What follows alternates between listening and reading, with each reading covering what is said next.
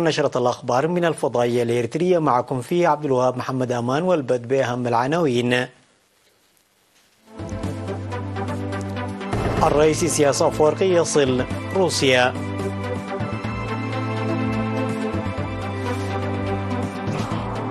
توزيع قطع الأراضي في الإقليم الأوسط.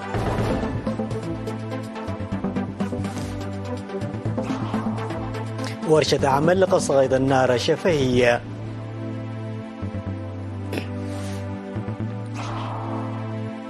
إيران تواصل سياسة التخلي عن الدولار.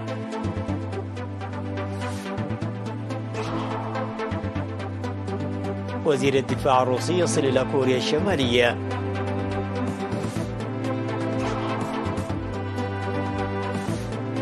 مناورات عسكرية في تايوان تحاكي صد قوة معادية.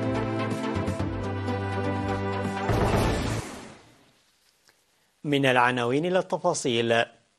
وصل الرئيس السياسي أفورقي إلى سان بطرسبورغ الروسية في الساعة الثالثة من بعد ظهر اليوم بدعوة من الرئيس الروسي فلاديمير بوتين للمشاركة في منتدى قمة أفريقيا وروسيا الثاني. وسيعقد منتدى قمة روسيا أفريقيا يومي 27 و 28 من يوليو في الجاري في مدينة سان بطرسبورغ الروسية. يرافق الرئيس السياسي أفورقي في الزيارة وزير الشؤون الخارجية السيد عثمان صالح. يذكر بأن الرئيس فلاديمير بوتين قدم دعوة للرئيس السياسي أفورقي للمشاركة في منتدى قمة أفريقيا وروسيا خلال زيارة الرئيس السياسي أفورقي إلى روسيا من 30 من مايو حتى 3 من يونيو المنصرم. وكان المنتدى الأول لقمة أفريقيا روسيا قد انعقد يومي 23 و 24 من أكتوبر لعام 2019 في شوشي الروسية.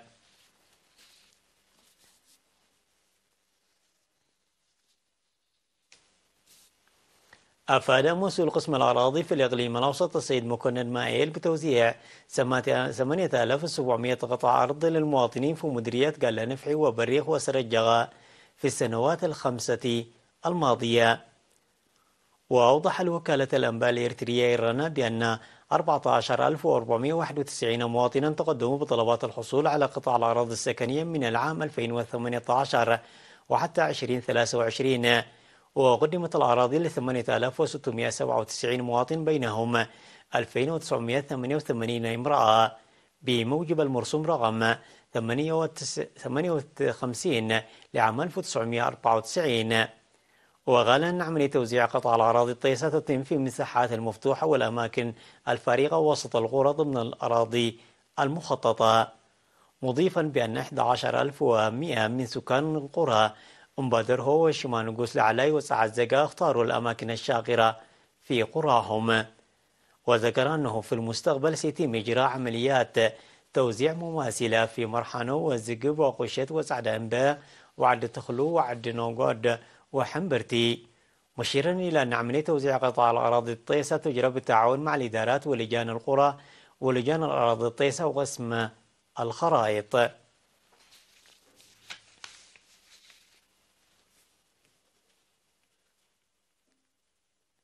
عقدت مفوضية الثقافة والرياضة الإريترية ندوة في برونتو من 22 وحتى 24 من يوليو حول بحث وتطوير شعر نار الشفهي. وأوضح مفوض الثقافة والرياضة السفير زمال التخلي في افتتاح ورشة العمل أن مفوضية الثقافة والرياضة تعمل بالتعاون مع إدارة الأقاليم لتطوير وتوظيف الأشعار المكتوبة والشفهية للقوميات الإريترية. وشكر السفير زمال التخلي الفنانين وغيرهم المساهمين لإنجاح ورشة العمل. أجرى المشاركون مناقشات على أوراق العمل المقدمة حول شعر النار الشفوي، وقدموا اقتراحات وتوصيات بناءة من أجل التطوير الشامل لشعر النار الشفهي. وذكروا بضرورة تعزيز مجالات الأبحاث المماثلة بطريقة المنظمة لاستكشاف ودراسة التراث الثقافي والتاريخي والشفهي الغني للقوميات الإريترية.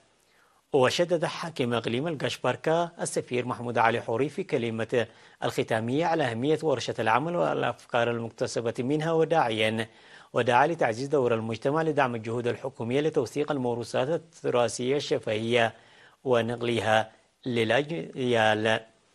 تضمنت ورشة العمل عروض للأغاني التراثية وعروض الفيديو وغيرها من الفعاليات.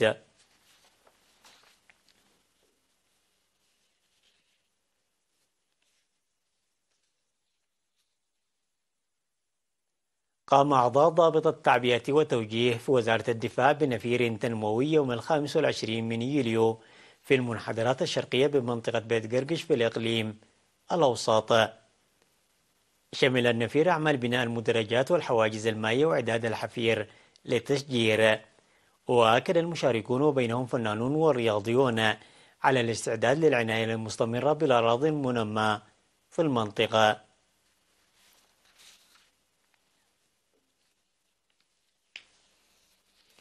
كرم مكتب التعليم في مديرية قال نفحي بالإقليم الأوسط 40 معلما نموذجيا.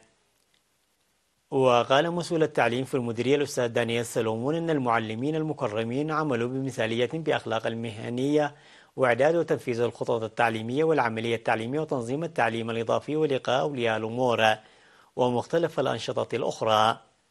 وشكر ممثل المعلمين المكرمين للتكريم المقدم الذي يدفع للعمل المضاعف. ودعا مسؤول متابعة التعليم الثانوي الأستاذ يوحنا سلومون المعلمين للعمل القوي مدفوعين بالتكريم المقدم لهم.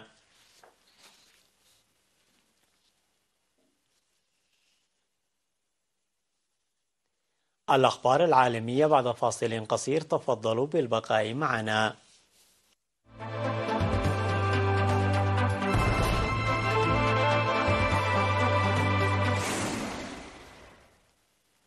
قال نائب محافظ البنك المركزي محسن كريمي أن إيران ستواصل السعي إلى إزالة الدولار لتفادي تأثير العقوبات.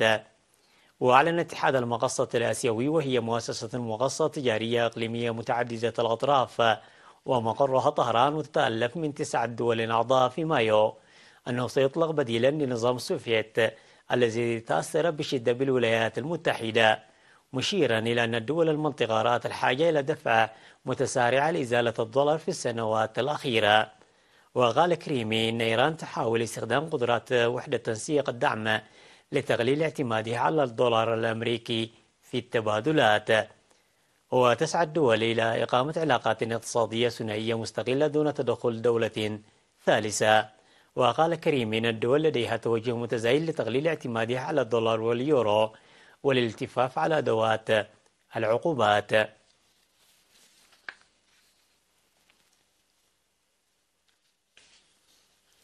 وصل وزير الدفاع الروسي سيرجي شواغو إلى كوريا الشمالية لحضور احتفالات الذكرى السبعين للهدنة في الحرب بين الكوريتين، وفق ما أفادت وزارة الدفاع في بيان. وقالت الوزارة أن الوفد العسكري الروسي الذي يترأسه وزير الدفاع في روسيا الاتحادية الجنرال سيرجي شوغو وصل إلى جمهورية كوريا الديمقراطية الشعبية وتحديدا إلى بيونغ يانغ، مضيفة أن وزير الدفاع الكوري الشمالي كانغ سوان نام كان في استقبال نظيره في المطار. وأشارت وزارة الدفاع الروسية إلى أن هذه الزيارة ستساعد في تعزيز العلاقات العسكرية بين روسيا وكوريا الشمالية، وستصبح مرحلة مهمة في تطوير التعاون بين البلدين.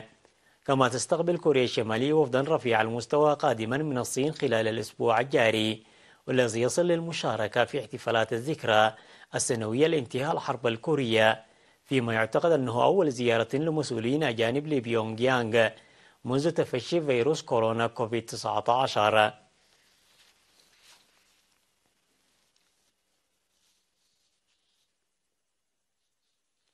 لمحاكاة صد قوة من العدو، أجرت تايوان تدريبات عسكرية في مطارها الدولي الرئيسي للمرة الأولى، في ظل تكثيف الصين ضغطها العسكري لإجبار الجزيرة على قبول سيادتها عليها.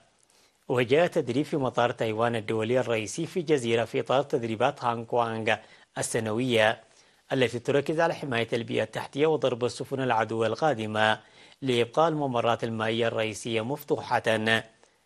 وتجري الصين التي تعتبر تايوان جزءا من أراضيها تدريبات متكررة حول الجزيرة على مدى السنوات الثلاثة المنصرمة للضغط على تايبي للقبول بمطالب الصين بالسيادة عليها، رغم مقاومة قوية من الجزيرة لتلك الفكرة.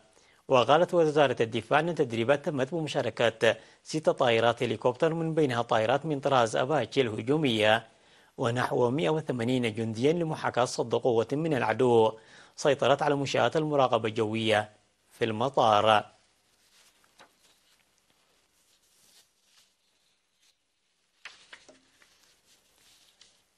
قتل شخص على الأقل من أفراد الطاقم وأصيب عدد من زملائه بجروح جراء حريق اندلع على متن سفينة لنقل السيارات قبالة هولندا وفق ما أعلن خفر السواحل. وأوضح خفر السواحل في بيان أن الأجهزة المعنية تلقت نداء استيقاظ بشأن اندلاع حريق على متن السفينة شمال جزيرة أملاند الواقعة قبالة سواحل هولندا الشمالية. وأشار المصدر نفسه إلى أن أفراد الطاقم حاولوا إخماد الحريق بأنفسهم لكن فشلوا بذلك للأسف، وقتل شخص وأصيب عدد آخر، مؤكدين إجلاء كامل الطاقم المؤلف من 23 شخصا. وأكد خفر السواحل أن النيران لا تزال مشتعلة في السفينة المسجلة في بنما.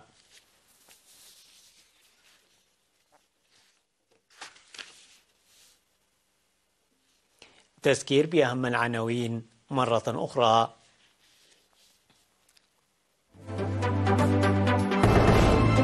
الرئيس سياسة أفورقي يصل لسانا بطرسبورغ. توزيع قطع الأراضي في الإقليم الأوسط.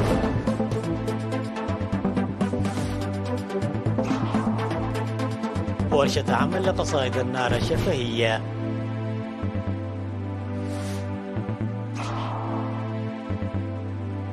إيران تواصل سياسة التخلي عن الدولار.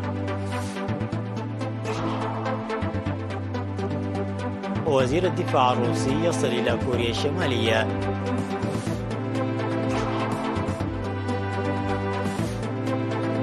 مناورات عسكرية في تايوان تحاكي صد قوة معادية.